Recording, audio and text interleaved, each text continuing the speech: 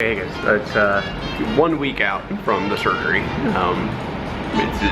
Last Friday was when we actually did the procedure. It's Friday night, chilling out in my favorite spot down here, soaking in some of the heat from the fireplace, and feeling pretty good actually. There's been a lot of sort of ups and downs as we've gone through this. When I first came out of the surgery, the epidural wasn't set right, so that was the real down spot. I was in a lot of pain. It took me a while to get that fixed, but they got that fixed after a few hours. And then I had a day where there wasn't a ton of pain from the incision, at least. My shoulders hurt, but I had no incision pain, so I was up and walking around and was kind of feeling pretty good. And then about a day or so after that, they took the epidural out and they switched me over to the oral pain meds. And they started me real low on the oral pain meds, and so that was kind of a down again. I went back into a lot of pain until we got the oral pain meds where they needed to be. That was some suffering definitely that happened there. Got the oral pain meds back up to a point where I felt pretty good.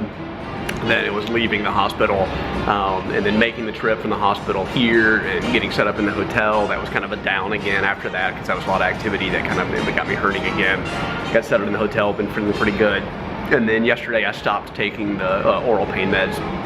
I'm still taking the Tylenol every 6 hours, but I've stopped the Oxy entirely at this point. And so yesterday, when I kind of first stopped taking those, I started having a lot more pain again, and it was kind of harder to get up and get around and move and do stuff. Whereas today, especially towards the end of the day today, I'm starting to feel normal again.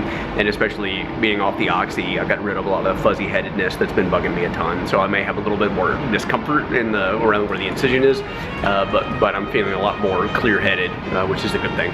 So now my doctor's appointment is on Monday. So today's Friday, we're wrapping up. I got a couple of days more in the hospital, in the hotel, just to kind of rest up and get feeling a little bit better.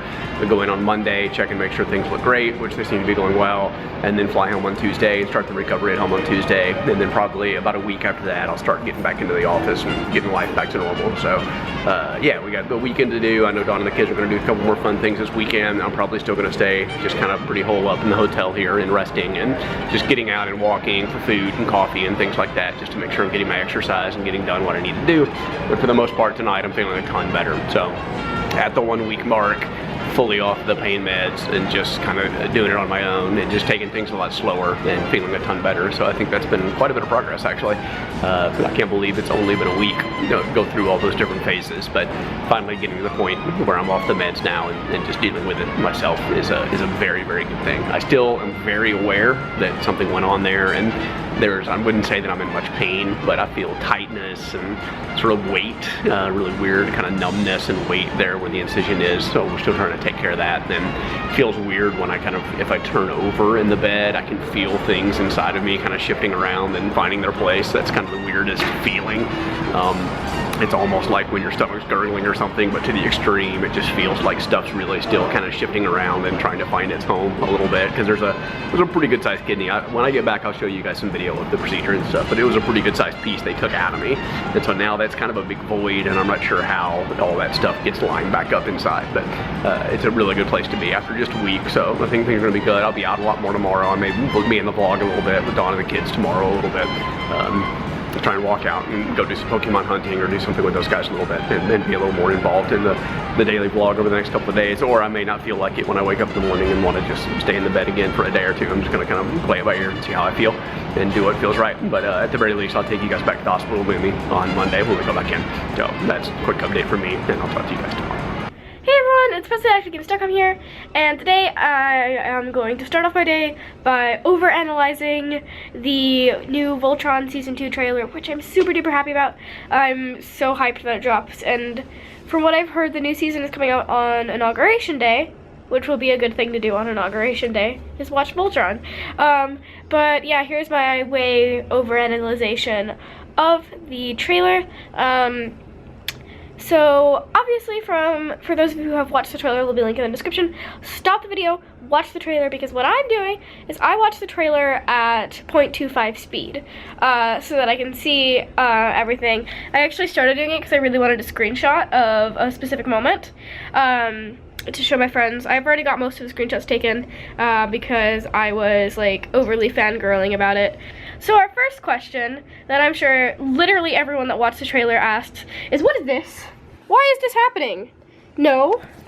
Why are Keith and Lance only wearing boxers for part of the thing?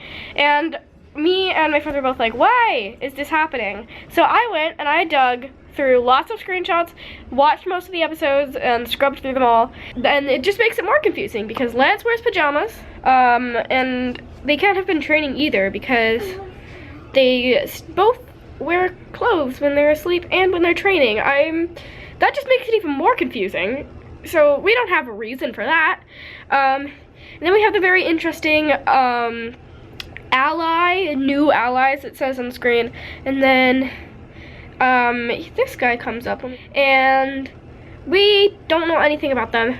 What I'm thinking, they're probably Galra from their gun firing color. The gun firing color is the color of Galra technology, so chances are they're Galra, and I'm thinking they're this person that's standing right there during a later part of the trailer. They're all lined up except for Lance, and the gallery guy is standing there, so I'm thinking it's him probably. And yeah, that was most of what I researched because we have a lot more questions and I haven't had time to like go through the trailer frame by frame. But yeah, that's just a quick way probably overanalyzation of the trailer, but I really love Voltron. I'm very excited about the new season and I want to know as much as possible about it from the trailer. But yeah, let me know what you think about the trailer in the comments below. But I have a writing class really soon, so yeah, I'm gonna go ahead and do that. So since I'm doing my writing class, I decided I wanted to share some of my writing with you because I think last time I did that, it was fairly old writing, and it's not what my writing style is like currently. So this is a little bit of, this is just a short story for a character that I was writing in a competition to get. So yeah, this is a story about Perseus, who is named after the constellation, by the way, which was named after the Greek the Greek mythological figure, which was the constellation was named after, which my character was named after. So yeah, I'm just gonna go ahead and start reading. This is really short. It might not make much sense without a lot of context for the character, but I think it's it's a fairly good thing that I read, and it's pretty recent too. It was a couple weeks ago. Come on, let's go, Perseus hissed, staring at the clocks on his wrists. He hurriedly flipped switches and pressed buttons. He scrambled across the deck of the airship. Last button. He flipped a small switch, and the engine let out a creak in disagreement. I know you don't like it, but we have to go now, he said, his paws resting on the steering wheel. A deep sound like ruffling grass mixed with his look. Like ruffling grass mixed with a low growl echoed from all directions. No! Perseus rocked from side to side nervously. Tick, tick, tick. He dared to look at the watch on his left wrist. 10, 9, 8, 7. They would be here almost any second now. 6, 5, 4, 3. The airship let out a hiss as it shot up. 2, 1. They were here. The shadow figures were just below Perseus. He let out a strained laugh. All he knew is that someone told him to leave. All they did was give these watches to him and tell him to run when time reached 0. Perseus knew the shadows. They've been there his entire life, but they've never been this strong. The ship lurched forward at full velocity. A shadowy column shot up behind him. The stranger had given him these clocks. They had said to break them if he was in trouble. If anything was trouble to Perseus, this was. And that's just a really short story that I wrote for one of my characters. It doesn't make too much sense with that context. But yeah, I hope you guys like my writing, as this is the current level and style that it's at right now. Okay, so that was today. It was super fun. It was just another relaxing, lazy day, I guess, where we just spent the day at home. But we do have some plans for tomorrow that hopefully we'll be able to go out and actually do something. But it was a really, really nice day. And it feels really weird to think that the day after tomorrow, we're going to be flying home. So yeah, thank you for watching, and I'll see you tomorrow. Bye!